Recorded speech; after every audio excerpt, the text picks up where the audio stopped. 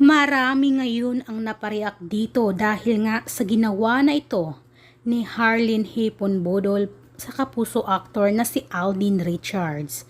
Talagang marami ang nainggit dito. Narito ang buong detalye, alamin natin ito.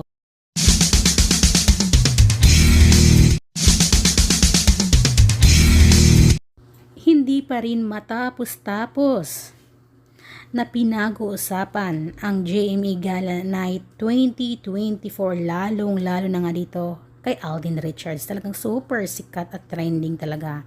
At mas lalong pinag-uusapan guys dahil nga sa video na inilabas nga ni Harleen Bodol sa kanyang social media account kung saan may pakis at payakap siya kay Alden Richards at pati na rin si Alden ay yumakap din kay Harleen. O diba, nakakiss ang nag-iisang Harleen Bodol kay Alden Richards na talagang marami ang pumipila daw dito. Ito ang pabiro ng mga netizens. Sabi nga sa caption ni Harleen na panalo pa din daw siya. Dahil talagang nagtrending din naman si Harleen sa nangyari nga sa kanya sa JME Gala kung saan nadapa nga siya, diba? At trending na trending talaga ang pangalan ni Harleen. Kaya talagang panalong panalo pa din daw si Harleen, sabi nga ng caption niya. At marami nga ang natuwa dito dahil talagang napaka-komedyante naman talaga ni Harleen. At dito ay alam natin kung paano rin nakihalubilo ang nag-iisang Alden Richards. Walang ka-arte-arte, di ba? Super bait talaga. Ayan, makikita niyo naman guys ang reaction ni Alden Richards na hinalikan siya ni Harleen.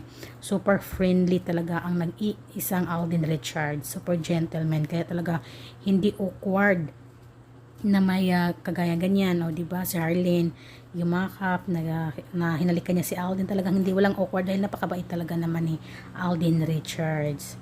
Kaya talagang super inggit at napariak ang ilang netizens dito na talaga namang sabi nila pumila daw si Harleen.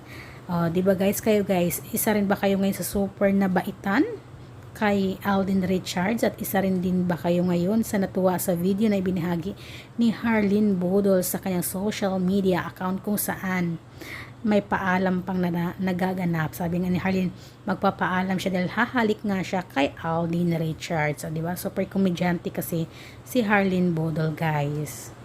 At yan nga guys ang ilan lamang sa kaganapan sa JME Gala Night ng mga kapuso stars at ilan ding mga kapamilya stars. Talagang super trending na trending at marami nga din nag-aabang din kung sino nga ba ang kasama ni Alden Richards na rampa. Pero guys, solo lang siya, wala si Catherine doon, okay? Kayo guys, anong masasabi nyo? Comment down below na!